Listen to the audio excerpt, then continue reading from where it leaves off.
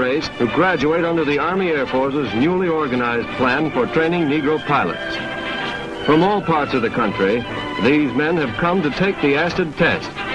They are anxious and eager. No leniency is shown, and none is asked. After all, each cadet here has passed the same rigid entrance examinations, the same stiff mental and physical requirements as every other cadet. These are just 5 ordinary men learning to fly for their country. These men are representatives of 30 million fellow Negroes, and all 30 million have their eyes and hopes pinned on them. They flew hard, studied hard, and busted buttons, bulging their chests at inspection, and they made the grade. They are inspired by their leader, Captain Benjamin O. Davis, the first Negro ever to be accorded the traditional recognition by West Point upperclassmen. With basic completed, the new pilots are sent to Selfridge Field for advanced courses in strafing and skip bombing. Here, for the first time, they will fly P-40s, now redesigned and adapted to latest attack methods.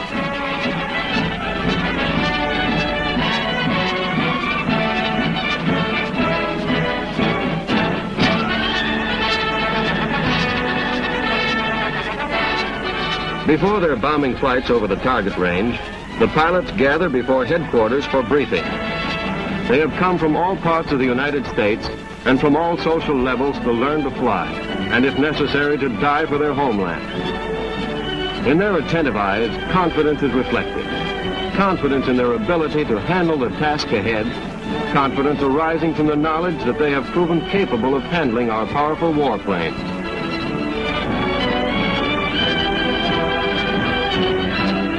Fighters. The percentage of washouts is no higher than in any other school. Their ability to grasp and utilize mechanical and technical knowledge is unquestioned.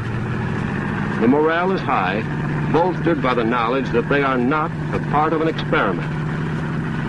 One of the group, Max Ross, ex-inspector in an Ohio steel mill, won recognition for a valiant effort to sound, release the bombs, and speed away in a sweeping curve as the bombs skipped into the target.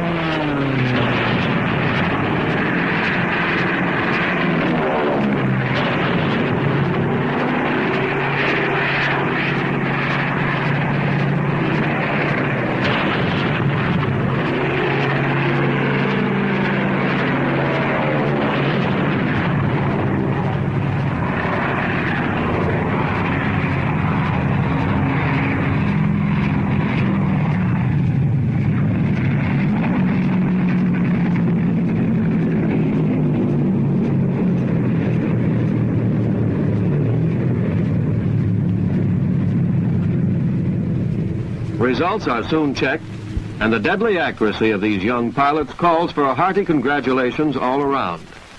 The men are prepared to meet the enemy. Then Italy.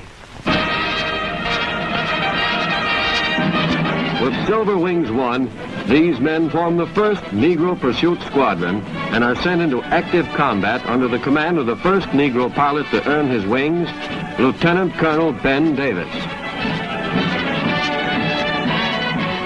Somewhere in Italy, the mechanics make final checks on their trim P-40s. Excitement is in the air. America's first Negro pilots are to receive their baptism of fire.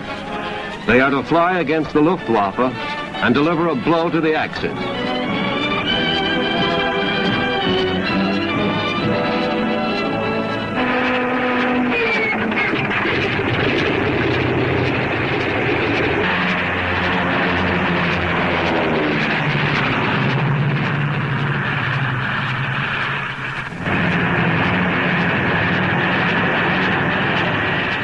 Bouncing down the improvised metal runway, they head straight for the enemy target, an old, well-fortified Italian city.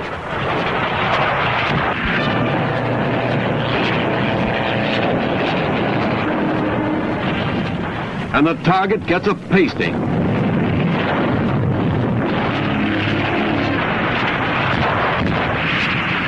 For this and other excellent work, The Negro Fighter Squadron has won a group citation from the Commanding General of the Air Forces.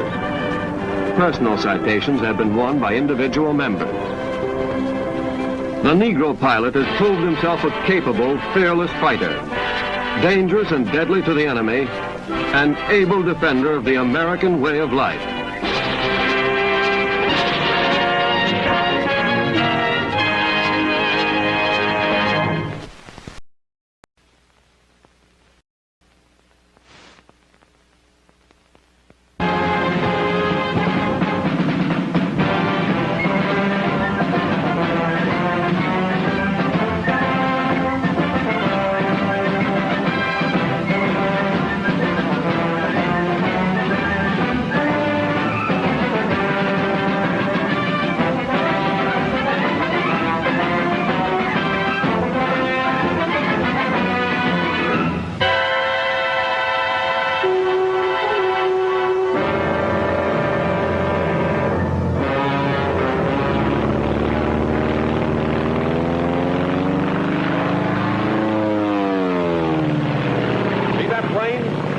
Climbing to heaven like a skyrocket? Heaven's the wrong destination for that baby. That's a Zero, the real McCoy.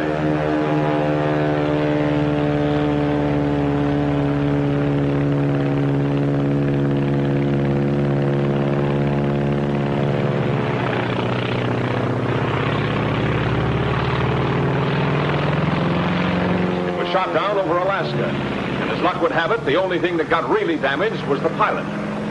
He broke his neck. Swell, huh?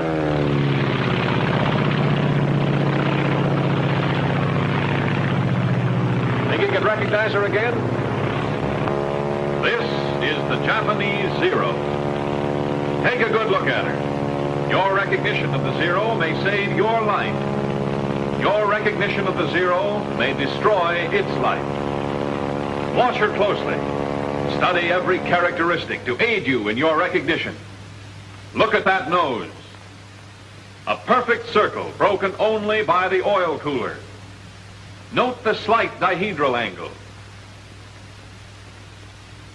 Look at that low wing and middle tail. Notice the oil cooler and air scoop directly below the engine cowling. See how the fuselage tapers to a point in the rear. It's like a big cigar.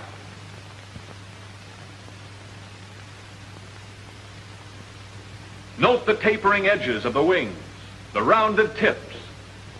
See how straight the line is from engine to tail. And that tail, see how the leading edge of the vertical piece tapers more than the trailing edge. Look how it curves out to a point away from the nose. Think you can recognize her? Don't think. Be sure. Watch her. Watch her closely. Yes, we know that's no Zero. That's a P-40. But did you know? They don't look alike to you now, do they? Look at the difference in the shape of those noses. The P-40 with its deep radiator is oval. The Zero is a perfect circle, broken only by that oil cooler. Get those undercarriage fairings on the P-40. Compare the tails. The tail of the P-40 is high. The tail of the Zero is middle. Let's look at her from below. Look at the pointed nose of the P-40 and the blunt nose of the Zero. The leading edge of the wings of the P-40 has no taper. The wings of the Zero taper back. The tail of the P-40 is notched. The tail of the Zero tapers into the fuselage, which extends beyond it. Now, let's take them in profile. The engine of the P-40 is in line. The Zero is radial. Note the deep radiator on the P-40 as compared to the shallow oil cooler and air scoop on the Zero. Next, see how the cocked canopy on the P-40 is much further back from the nose than on the Zero. What's more, the canopy on the P-40 fits into the fuselage, while the canopy on the Zero sits on the fuselage. Now for the tails. The P-40's is rounded and curves in toward the nose. The Zero's is pointed and curves out away from the nose. No one could possibly mistake them for each other, could they? You think not? Well, let's see. Let's take the case of one pilot. His name was Jimmy Saunders. His story starts on the day when he was flying to a base somewhere in the Far East.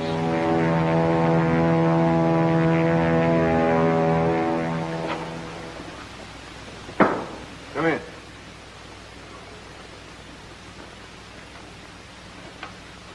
Lieutenant Saunders reporting for duty, sir. Glad to have you with us, Lieutenant. Glad to be here, Major. We can certainly use you. Sit down. Cigarette? Oh, thank you, sir. How was the flight over? Well, I made it, sir, with the help of a P-40. You like our P-40? Oh, yes, sir. It's a nice airplane. Good. Then maybe we can count on you not to shoot any of them down. I didn't have any plans along that line, sir. It's been done, you know. You mean jet pilots? I mean American pilots. Men with as much enthusiasm for the P-40 as you have, but with an unfortunate lack of ability to tell a friend from an enemy. Excuse me, sir, but how could anybody mistake a P-40 for a Zero? A great many things can happen in the excitement of preparing for combat. Too many pilots are too anxious to make sure of the kill. They start shooting before they've made certain what they're shooting at. It's a damn sight better to let a Zero get away than to knock down one of your own planes. Say nothing of one of your own men. We've few enough to spare around here. Sir, I had no idea. We're not broadcasting the fact. I know, but... Now, don't misunderstand me, Lieutenant. It's not a common occurrence. Most of our men know their planes. Identification becomes second nature to them. If there's still a doubt in their minds, they maneuver close enough to make sure. Of course, there is such a thing as being too cautious. Take the case of the man who drew those silhouettes. Say, that's quite a job. He had plenty of time for it. Been flat on his back for 2 months. Shot down while he was still maneuvering around trying to decide if the other plane was a Zero or not. He found out.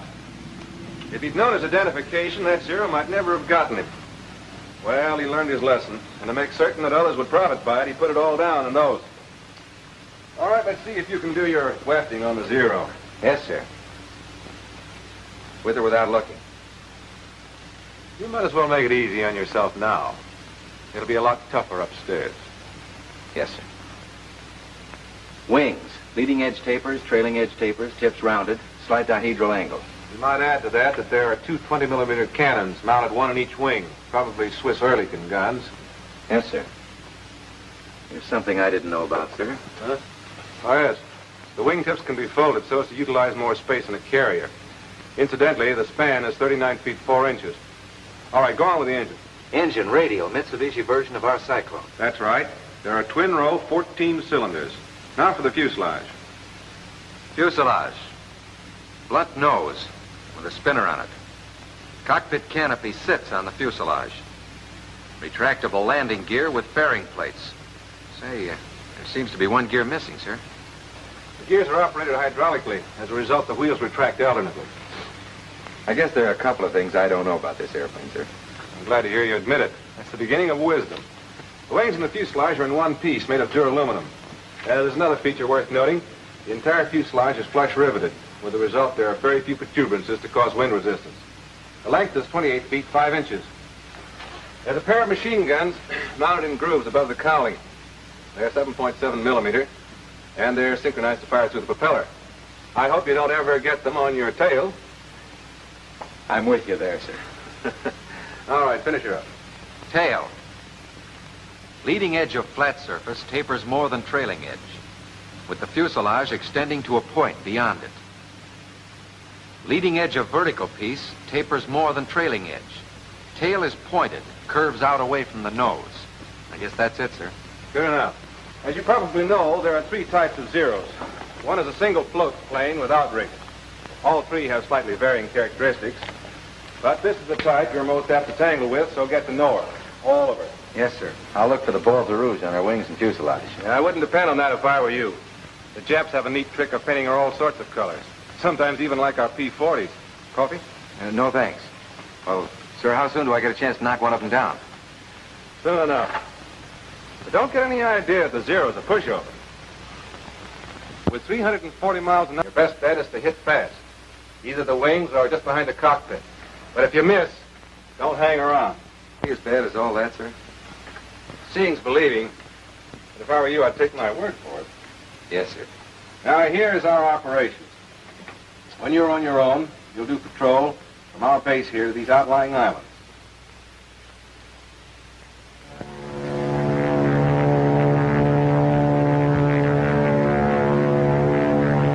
Well, the big day finally came. Saunders was on his own, out Jap hunting. Looked sort of keyed up. Wouldn't you be? Don't expect too much, Lieutenant. Not on your first day. What's up? See something? It's a plane, all right. But what sort of a plane? Friend or enemy? P-40 or Zero? Well, now's the time to remember your recognition. Now, is it a deep radiator? Round tail curving in toward nose? Inline engine? Then it's a P-40. Or has that plane an oil cooler and air scoop? Pointed tail curving out, away from nose. Radial engine. If it has, then it's a Zero. Tough to tell from here. Maybe if you got closer. Start climbing, Saunders.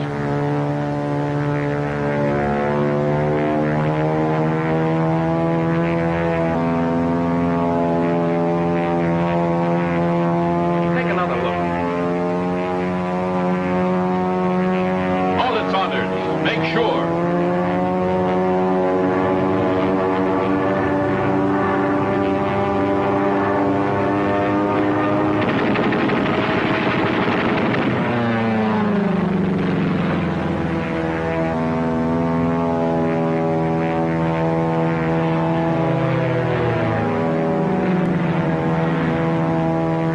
Now look at that plane. That's no Zero, that's a P-40. A lucky thing you missed. Wouldn't want that on your conscience. Look, it's coming back. Like to take another shot at it? Okay, we won't rub it in. Oh, you've got it coming to you, not waiting to get your recognition. Wish I could apologize from here. Well, what's stopping you? Go on over there.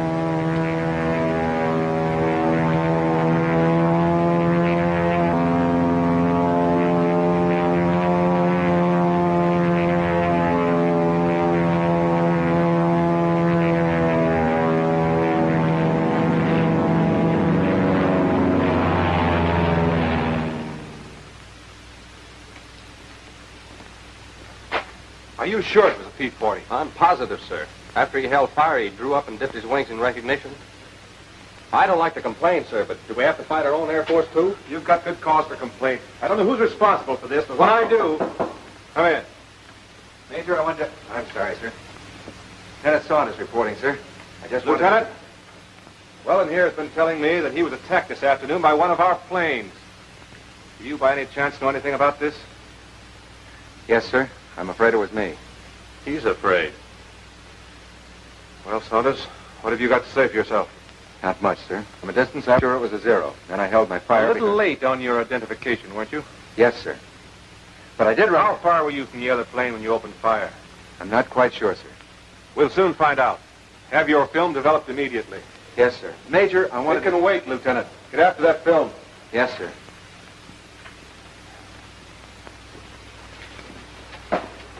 Corporal, get the projector ready. Yes, sir.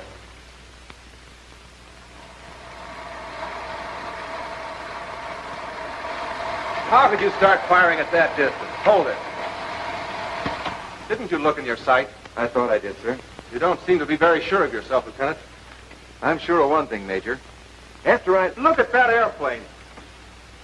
It's closer now, I realize, but even at the distance you started firing, you should have been able to identify it. Look at that deep radiator, the inline engine. That cockpit canopy fits into the fuselage. The tail is round and curves in toward the nose. All right, Corporal, tell you what. There's more film, sir. I'm sorry, Lieutenant, but I have an appointment. You can stay and run it if you want to. Coming, Weldon. But if you don't mind, sir, I think I'll stay for a few more feet. I want to see how close I came to being wiped out. Carry on, Corporal. Now I know what a clay pigeon feels like. Hey, wait a minute. That's not me. It's a zero. What? Hold it. Well, Saunders, I think I'll forego that appointment. Let's hear about this. Well, sir, following my encounter with the lieutenant here, I was flying along, wondering if I should slit my throat. I felt like a candidate for the Jap Air Force. Getting time to turn for home. Not that I was homesick. I had a hunch what was in store for me, but there was no use stalling. I was thinking, that other guy's probably back already, telling the major how he almost got knocked down by another P-40. I was thinking what you'd tell me when I got back. Cigar-shaped fuselage tapering to point and rear. Check. Wings close to nose. Canopy sits on fuselage. Check. Tail pointed. Curving out. Blunt nose. Stubby spinner. Radial engine, oil cooler, air scoop at bottom of nose. It's a zero. Check.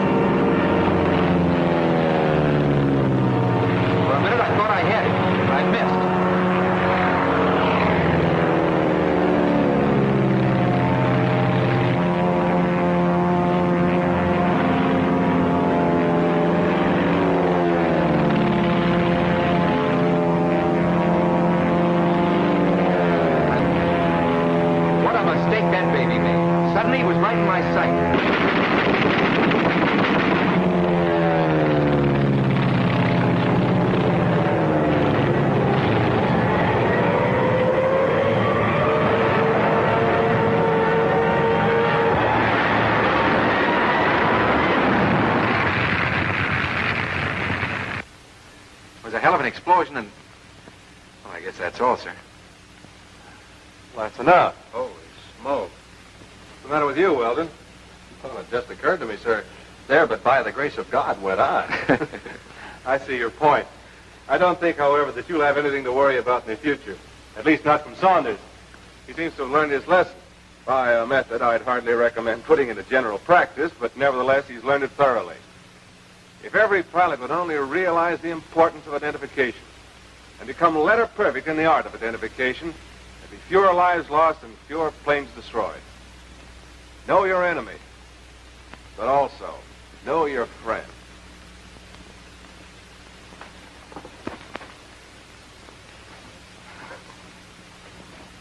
Well, they know they're friends, all right.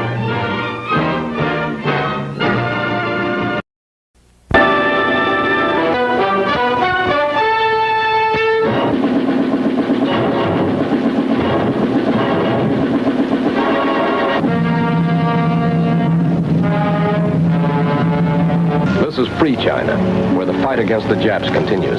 These rice paddies have been irrigated this way for centuries.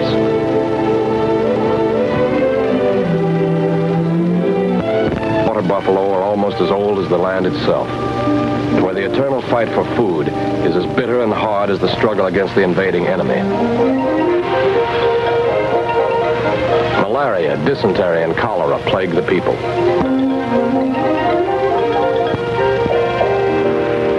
Into this primitive country, Americans came to fight with the most modern of weapons, air power. This is where General Chennault and the Flying Tigers of the 14th Air Force have forged one of the most amazing links in the chain of American air power that now stretches around the world and is strangling the Japanese Empire. The 14th fights a long way from America. To understand its achievements, you must consider its peculiar problems.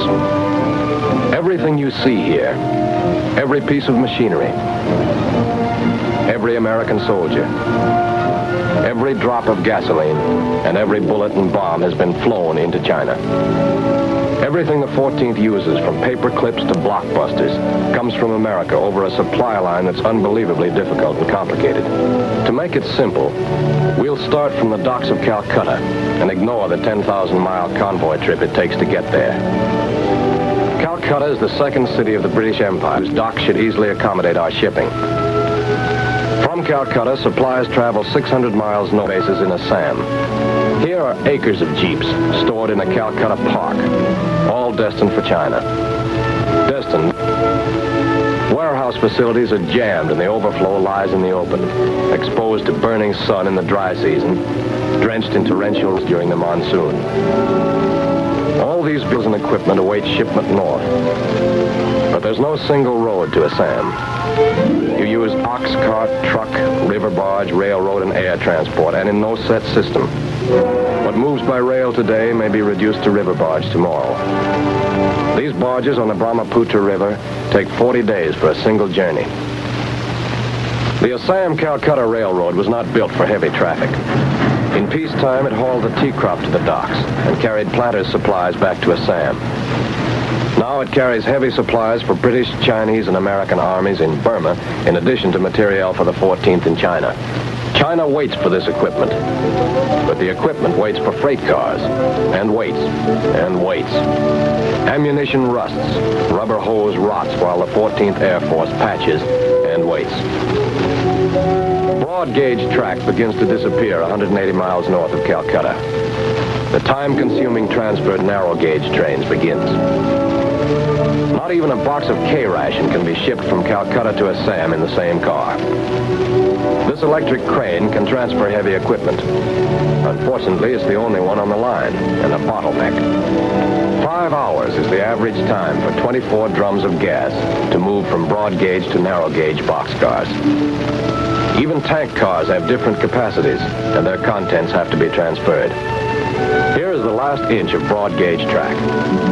Trucks are transferred here by laying planks between the cars and driving the trucks across from broad gauge to narrow gauge.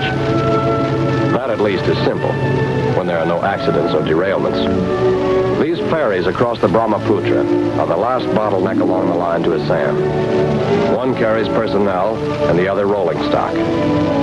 Cars are pushed aboard, and in less than an hour are on the far bank.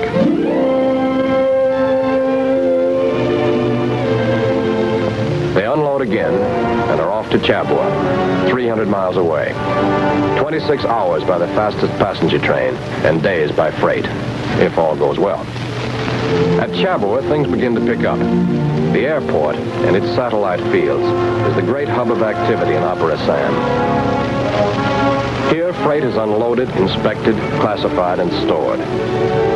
But all China has to fight on these supplies. Only a fraction goes to the Flying Tigers. Here is the precious fluid for the 14th's fighters and bombers.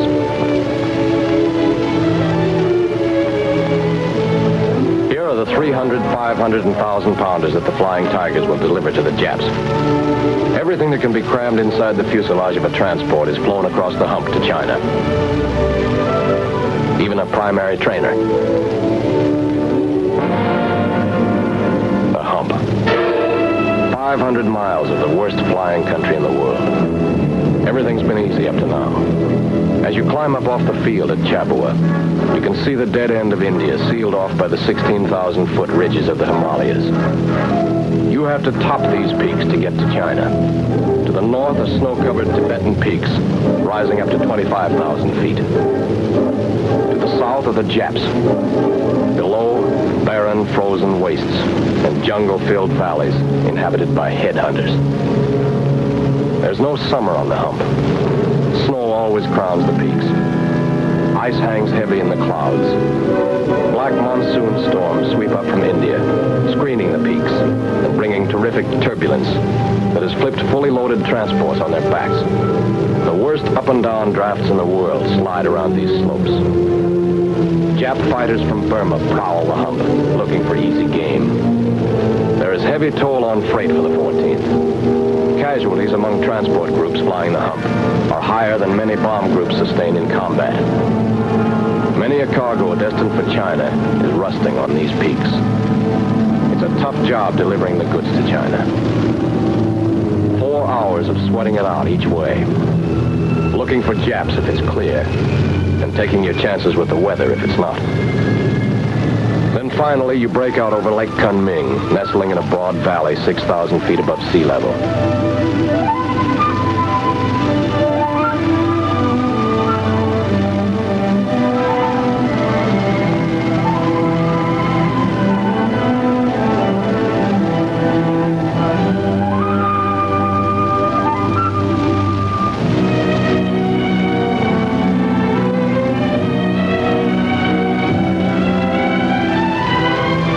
Down into the gateway to free China, the home of the 14th, and the back door to Tokyo.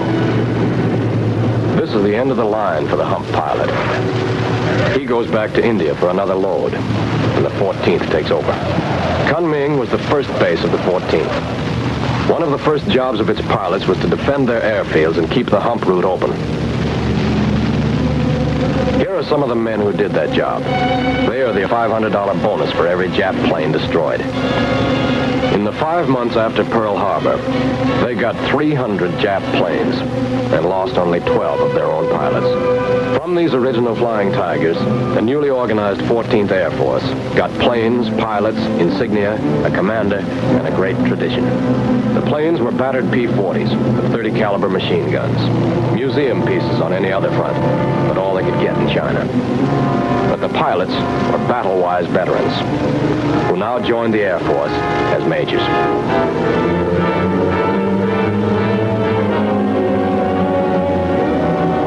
The commander was the retired Army captain who led the Flying Tigers, now Brigadier General Claire Chennault.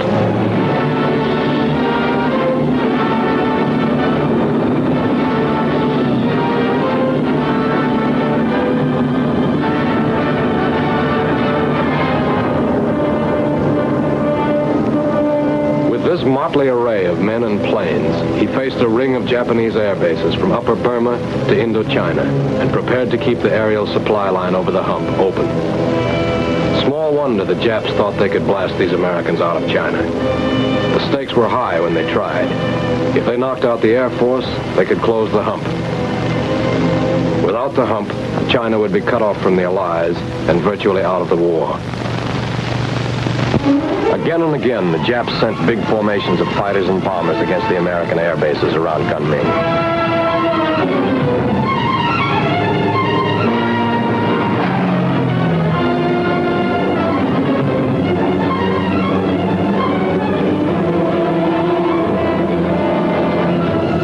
Day after day, the red air raid warning balls went up, and the pilots scrambled for their shark-nosed fighters.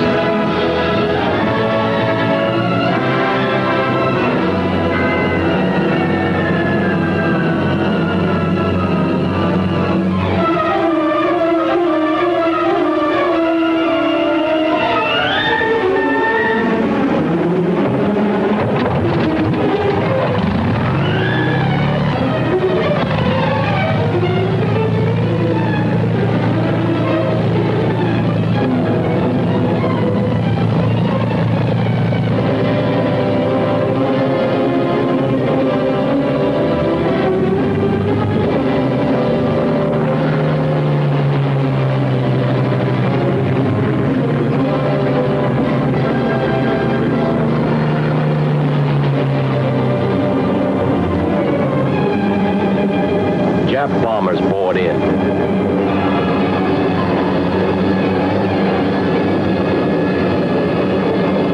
Shark's teeth flashed to attack with General Chennault's famous fighter tactics.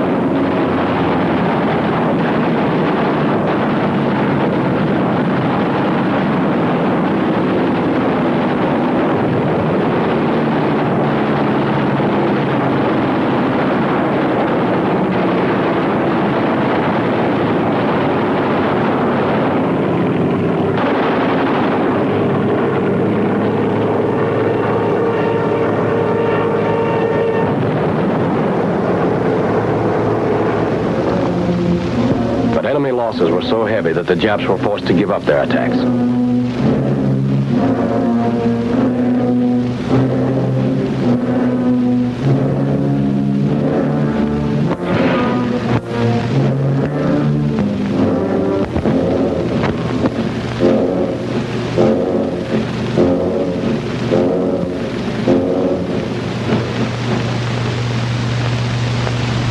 With the hump bases safe, General Chennault planned to move into East China and take the offensive. With the help of the Chinese, the 14th was free to kick open the back door to Tokyo a little wider. The first jump was 400 miles east from Kunming to the Hengyang-Luzhou line, with major fields at Hengyang, Lingling, Guilin, and Luzhou. 250 miles closer to the Japs were the staging fields of Sichuan, Kanzhou, Namyang, and Nanning. From these new positions, American planes could attack the Japs along a wide arc from Shanghai to Saigon and as far east as the Philippines. Nowhere else in the world in the spring of 1943 could American air power strike so close to the heart of the Japanese Empire.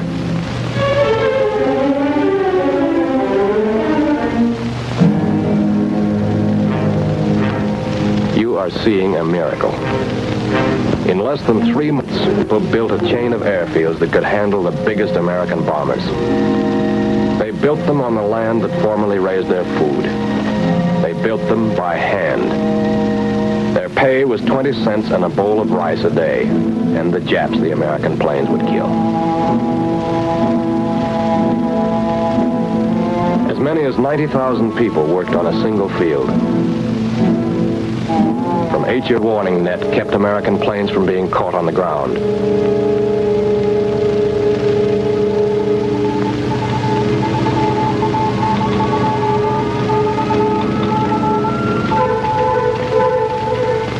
Chinese spotters, farmer territory between our bases and the Japs. They flashed word of enemy air movements by telephone and radio.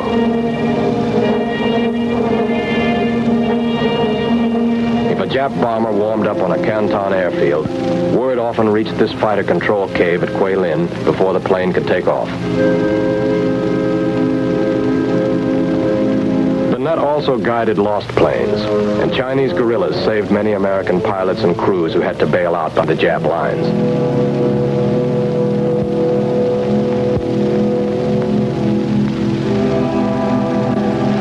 No American stood guard,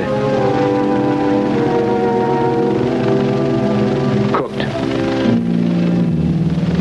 or carried.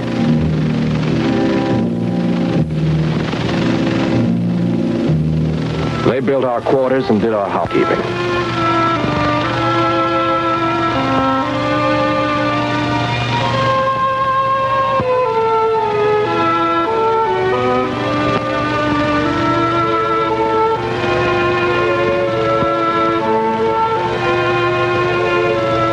Many Chinese with technical training joined the ground crews and helped keep American planes and equipment working. New American planes reinforced the battered P-40s and the B-25s that were the bomber command. Long-range B-24s, cannon-carrying B-25s, and some P-51s. Crews of the Chinese-American wing. These Chinese airmen had been trained in America and now returned to their own country, ready for revenge. But the 14th was still the smallest American Air Force and lived on a starvation diet of supplies. It took almost all the increasing hump tonnage to keep the new planes supplied with gas, bombs, and bullets.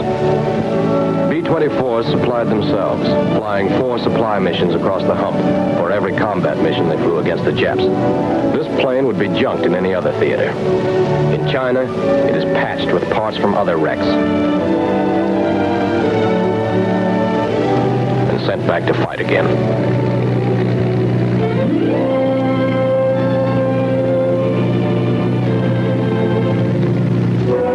There is firefighting equipment that would have saved the life of this pilot. But it would have displaced a 1,000-pound bomb or 200 gallons of gas in the precious hump tonnage.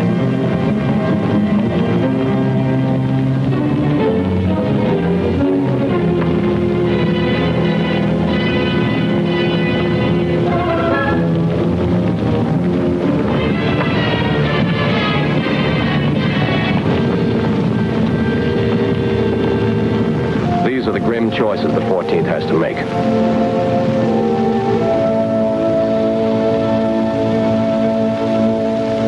This is the hard way to refuel. Modern gas trucks and pumps couldn't squeeze through the hump bottleneck. Gas for motor fuel is diluted with 75% alcohol, made in China. It's hard on the motors, but it saved tonnage. All this gas meant scores of dangerous hump trips and took weeks to accumulate.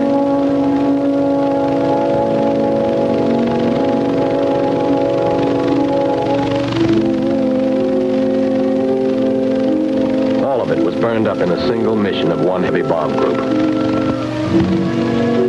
This was also burned in a single mission, a Jap mission. 15,000 gallons of gas and oil went up in this blaze when Jap night raiders hit a supply train at Luzhou. Probably the best way to explain the shoestring on which the 14th operates is to realize that everything delivered to it over the hump the first 6 months of 1944 could have been carried in 5 Liberty ships. New supply problems were created by the move to East China. High-priority cargo still moved by air.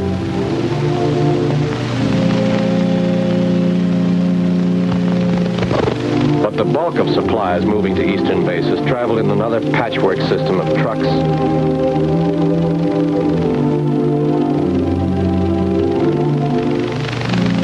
a rheumatic railroad,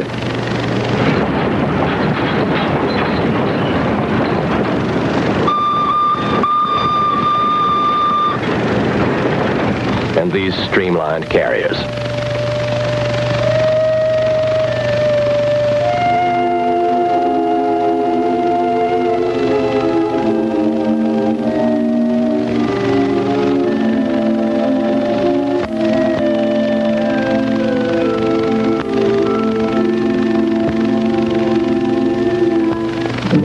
Christmas came late to East China. It was March when these Christmas packages from America and Santa Claus reached Guilin.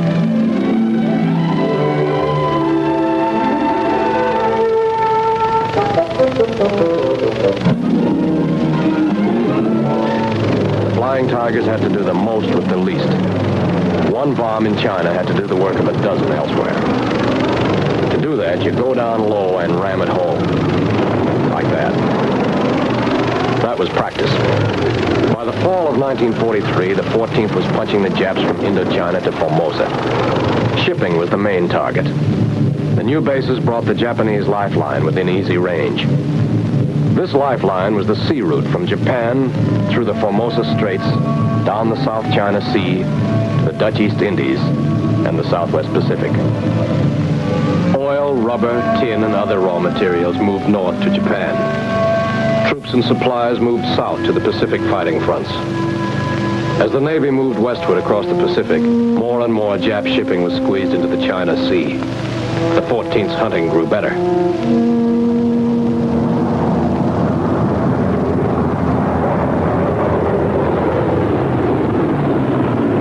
Every type of plane the 14th had joined the attack on Jap shipping.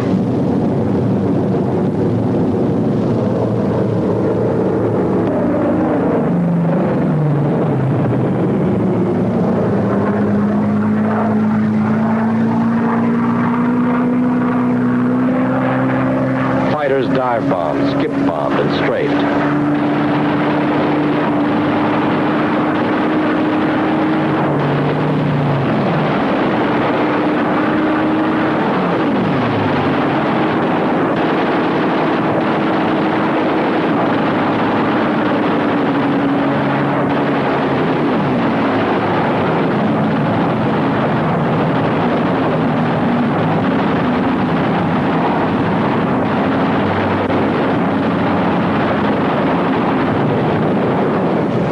B-25s came in at mast height with cannon fire and bombs.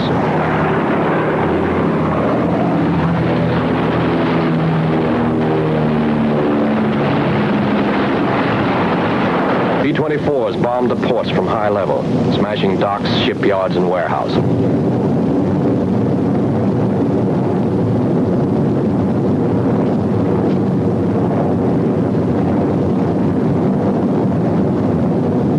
Hong Kong was one of the targets.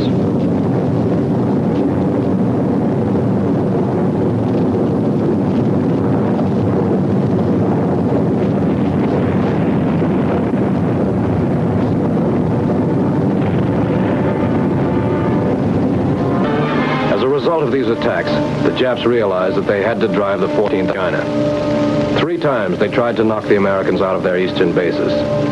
Here's where the first attack started. In the spring of 1943, the Japs drove south from the upper Yangtze. In the summer, they tried an air blitz. In the fall, they were back with an on Tungting Lake. Each time, the combination of Chinese troops and American planes hurled them back with heavy losses. In the spring of 1944 came the Great East China Offensive. 200,000 Japs poured down from the Hankow Bulge. Another 50,000 pushed north from Canton to squeeze East China in a gigantic pincer. Their objective was to drive the 14th out of China, gain control of the Hankow-Canton Railroad, and fortify the China coast against the threat of landings by the American forces pushing westward across the Pacific. The 14th attacked with every weapon in its arsenal. Despite bad weather, fighters strafed troop columns with rockets, frag bombs, and machine guns. Many cavalry columns spearheading the drive were broken up by strafing and bombing.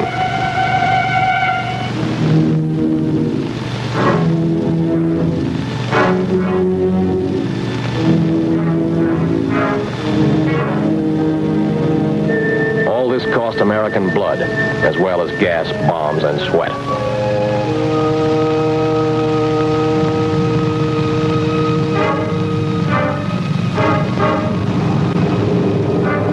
Pilots flew 3 and 4 missions a day for weeks without end.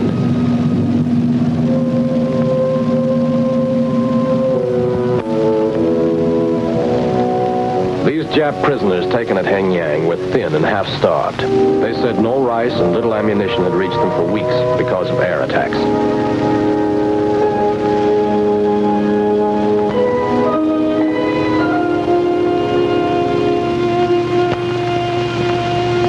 American bombers and transports dropped supplies to the Chinese garrison by parachute.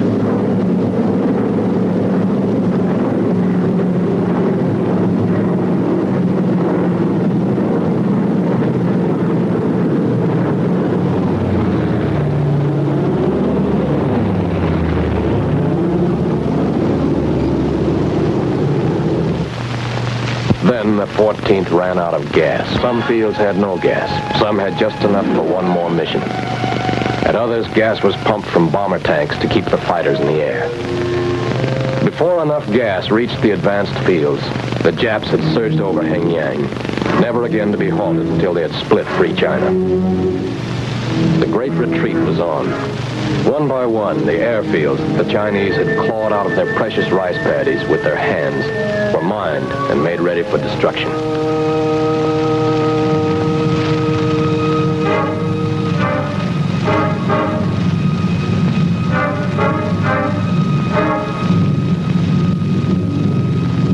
The 14th fought a desperate delaying action.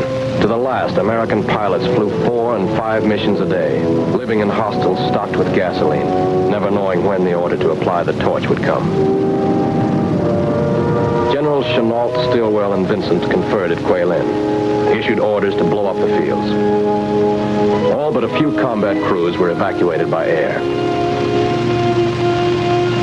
Attempts were made to salvage all possible equipment and supplies, but much of the precious hump-hauled freight had to be burned to keep it from the Japs. Hostels and warehouses were burned to the ground.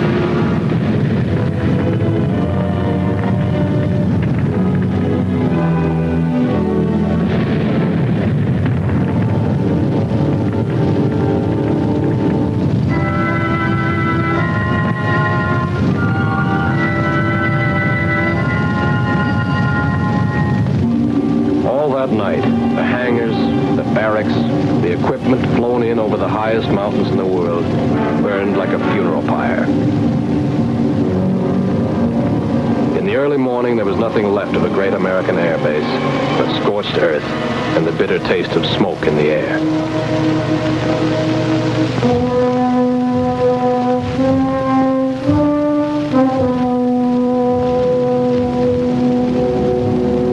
The lived in the city near the river set fire to their own shops and homes. What they could not carry on their backs, they burned. This was what they left to the Japs. Broken walls, streets full of ashes. When the town was completely destroyed, they blew up the bridge behind them. There were many cities like this in China. Some were burned by the Japs, some by the Chinese as they slowly retreated. After 7 years of war, this was the face of China. On the last day, runways were blasted by 500,000-pound bombs. One by one, the bases were destroyed. Hengyang, Lingling, Guilin, and finally Luzhou. The headquarters safe was removed.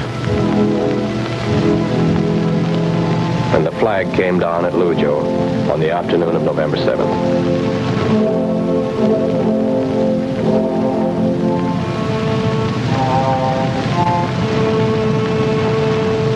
Combat crews packed their luggage in B-25 bomb bays. Carrying 10 to 15 men, the Mitchells took off from Luzhou for the last time. A few hours after these pictures were taken, the runways were destroyed. The Japs were only 20 miles away. In the wake of the Jap advance, a tide of homeless Chinese flowed along the long and bitter road to Kunming. Chaos and suffering defied description. When these pictures were taken, 80 trains waited to be routed westward from Luzhou over a single track. 100 waiting to be shipped with thousands of gallons of gasoline salvaged from the abandoned airfields. The few remaining guns of the Chinese army, American ammunition, tools from a machine shop, even railroad ties, all took precedence over the people. A captured Jap Zero was shipped back for intelligence examination.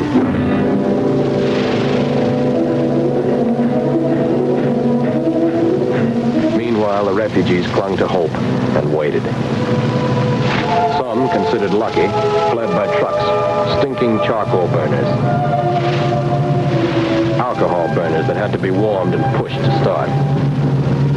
A truck carrying American belly tanks mingled with the mob. The road was lined with broken down trucks. Many were stripped of parts to keep others going.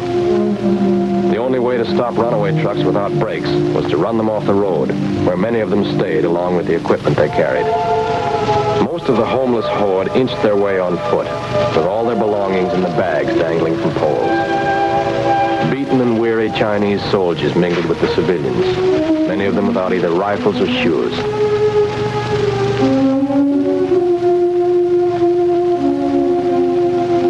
They carried sick and wounded on bamboo stretchers.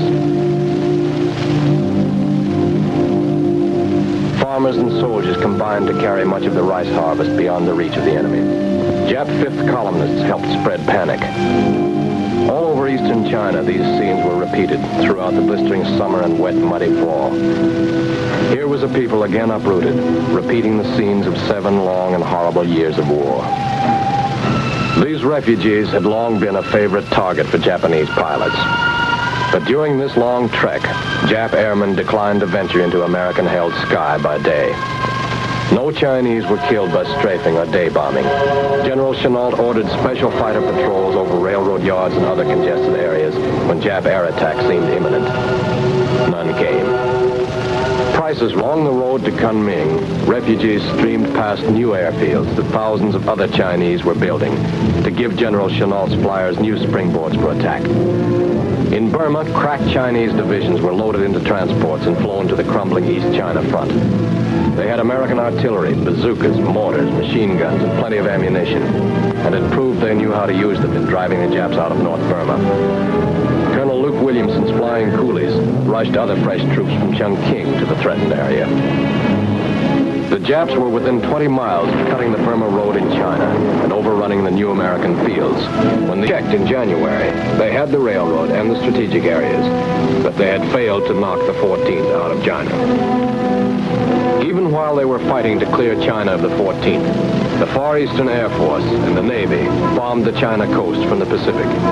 Their attacks were echoed by bombs from China-based planes hitting the same targets. The The Japanese lifeline was caught in a vice of American air power, stretching around the world. More supplies reached the 14th as the first convoys traveled the Lido Road, opening the first land supply route to China in 3 years. From new bases all over China, the Flying Tigers renewed their offensive. And the Japs well knew what the relatively few planes of the 14th on their China flank could do. This is what they have already done. Destroyed 2,000 small supply boats and hundreds of locomotives, trains, vital bridges, supply dumps, and barracks. Destroyed 2,500 Japanese planes. Killed 35,000 Jap troops. Sunk and damaged 1.75 million tons of Jap merchant shipping. That was the work of the Flying Tiger.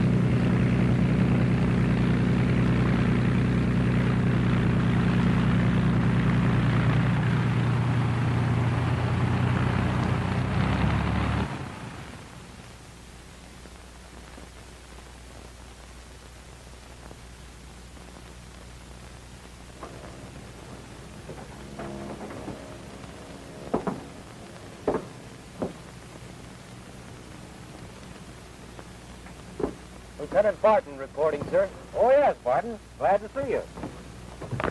I understand you're here to fly away a Curtiss P-40. That's right, Mr. Collins. Is this the one? That's it. It's all yours. And it's a fine airplane. I've just been giving it a workout. I suppose you're anxious to go over the instruments and controls and really get acquainted with the P-40, huh? Yes, sir. Okay. Oh, wait a minute. Huh? Aren't we going to use this one? My Curtiss P-40? No, we'll use that plane over there on the jack. Oh, I never got anywhere on a pair of jacks. Well, we open on jacks, Barton. The aces turn up later in the final showdown. You see, Lieutenant, with the plane on jacks, you can operate the landing gear and get used to the controls before taking the ship off the ground.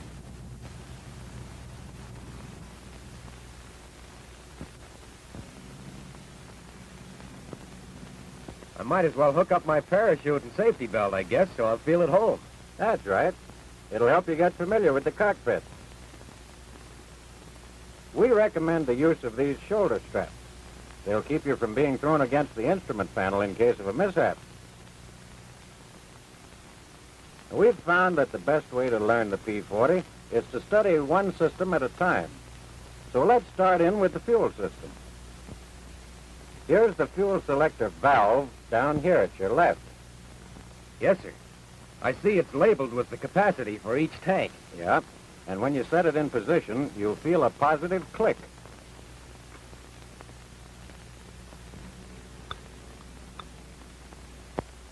Well, Mr. Collins, is there any certain order for drawing fuel from the different tanks? Yes, there is. For taxi and takeoff, we recommend the fuselage tank because it's higher and the fuel flows with more of a gravity head. Also, as the fuel is used up, the airplane's center of gravity moves forward. This causes the plane to become more stable and makes it a better gun platform.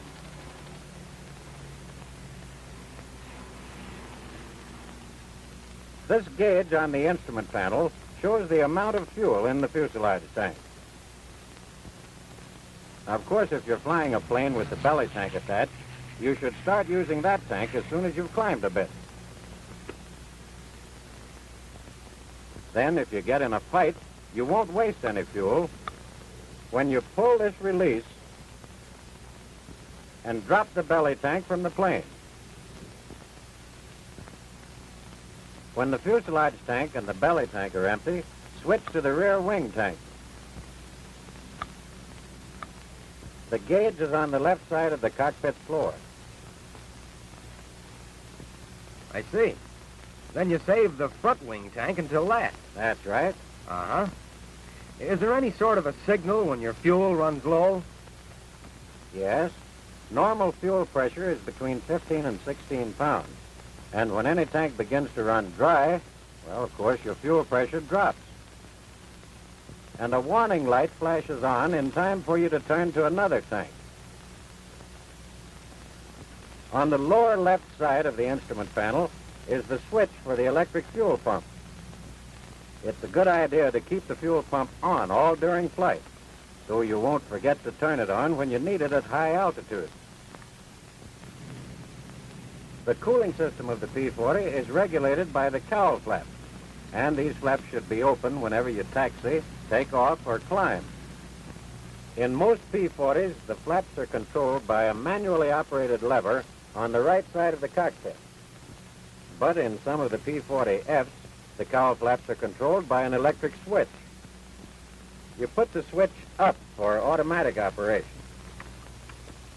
If the automatic feature fails, can I still operate the flaps? Yes, you can put the toggle switch down and hold it to the left to open the flaps, or down and to the right to close them. Well, Mr. Collins, of course I know the cowl flaps regulate the temperature of the oil and coolant, but what temperature should I try to maintain? Normal oil temperature is between 40 and 90 degrees centigrade. Coolant temperature is between 85 and 125 degrees centigrade. Now, if the coolant reaches 125, a light warns you to open the cowl flaps and cool the engine down. Of course, you never take off with the coolant temperature above 125 degrees. The landing gear and wing flaps of the P-40 are raised and lowered by means of hydraulic pressure. This is the flap control right here. To lower the flaps, you push the control handle forward and pull the lower trigger on the control stick.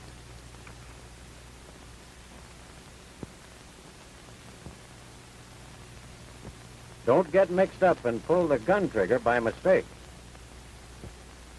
The flaps should never be lowered when your airspeed is above 140 miles an hour.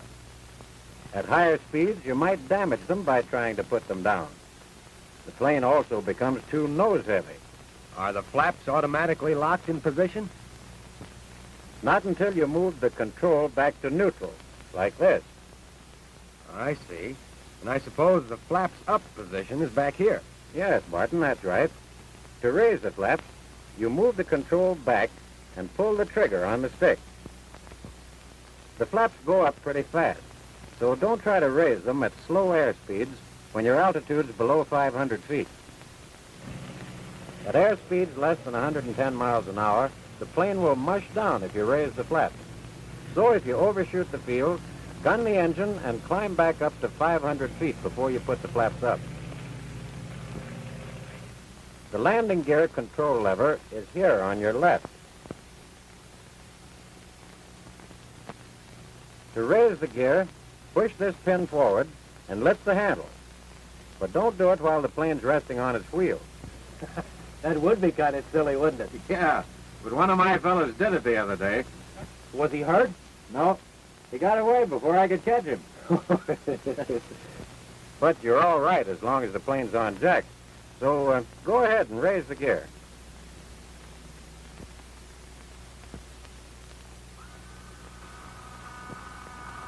How soon after the takeoff should the gear be retracted? Just as soon as you clear the field. Watch the indicator, and when it shows that the gear is up, check the position by operating the hand pump.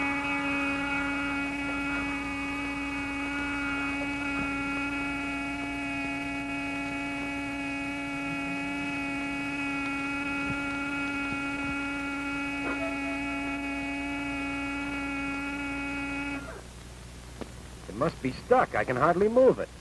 When the pump is solid, the landing gear is locked in retracted position. Now put the control back in neutral. And that locks the hydraulic fluid in the retracting system. Before you lower the gear, be sure to reduce your airspeed below 175 miles per hour. The hydraulic mechanism is not designed to force the gear down against a higher airspeed. Then push the control handle down. That's it. Now pull the trigger on the stick. That starts the gear down. Before the gear gets all the way down, retard the throttle.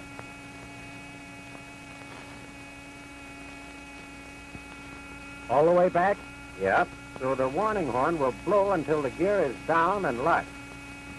Then, when the horn stops, the gear is safely down, as shown on the indicator. That's right, Barton. It's always a good idea to check the hand pump. Then lock the system by putting the lever back to neutral. All P-40s up to the L model have an emergency hydraulic system. Now, to operate the emergency system, unlock in wheels. The brakes are on a separate system, so they'll be okay. Now, maybe I'd better explain the throttle quadrant. Tighten this knob just enough to keep the controls from creeping. Are the P-40 controls different from any others? Yes, the operation's a little different. Take the mixture control, for instance. Now, you'll notice that there are several settings. Full rich is for emergency use, if the automatic mixture control should fail. You'll probably never have to use it. Auto rich is for all high-power operations, takeoff, climb, and combat. Manual is for long-distance economical cruising. Auto lean is an automatic setting for economical operation at lower power, below 2,300 RPM, and 30 inches of manifold pressure. And idle cutoff, of course, is for use when stopping and starting the engine. The mixture control is clear enough, but what are these two controls? Well, they operate the automatic boost control and the two-speed supercharger on the Packard-built Rolls-Royce engine. The boost control automatically provides takeoff power with the throttle full open and the boost control handle up in this position. And at retarded throttle position, the boost keeps the manifold pressure constant. When do you turn the boost control off? The only reason for turning the boost control off, like this, would be if the automatic feature should fail. With the boost control off, don't open the throttle too wide or you'll get too much manifold pressure. Yes, I know better than to take too much manifold pressure with a low RPM. That would make the engine knock. That's right, Barton. And engines have been known to blow up when allowed to detonate or knock for only a few seconds. You should always raise the RPM first, then bring up the manifold pressure.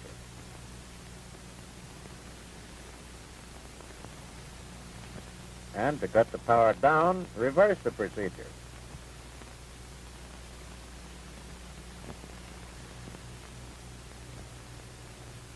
Okay.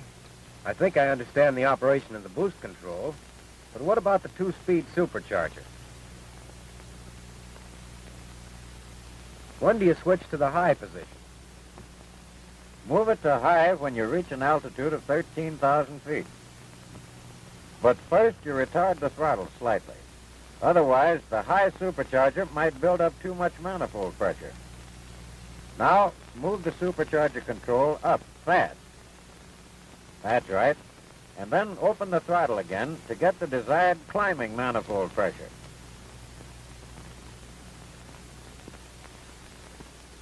All P-40s are equipped with Curtiss electric propellers, and you should know how they work. These two switches on the instrument panel operate the propeller. The left switch is a circuit breaker and should always be on. The right switch controls the pitch of the blade. Now, when it's in automatic, you can use the propeller governor lever to select any RPM you want. With the switch in manual, the blades are fully locked, like a fixed-pitch propeller. Can you change the pitch of the blades? Sure you can. To increase the RPM, hold the switch down and to the right.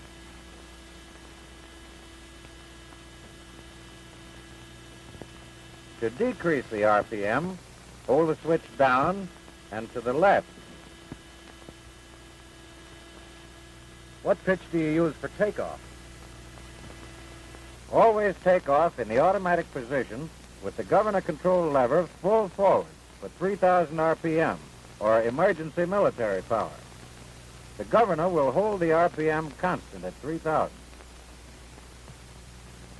Open the throttle to full takeoff power, to the stop with an Allison engine, and past the stop in the case of the Rolls-Royce engine, when the automatic boost control is on. Then, after takeoff, you reduce the power. About this much? Yeah.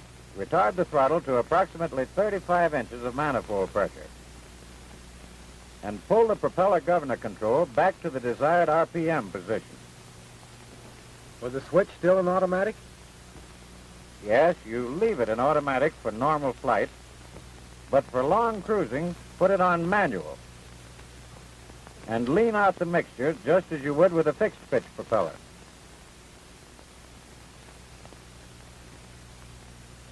Green marks on the tachometer and manifold pressure gauge show the maximum power condition which can be held for continuous operation. Have the mixture at auto-rich for the normal power condition. For long-range cruising, reduce the power below 2,280 RPM and 30 inches of manifold pressure. Auto lean mixture setting may be used at this low power.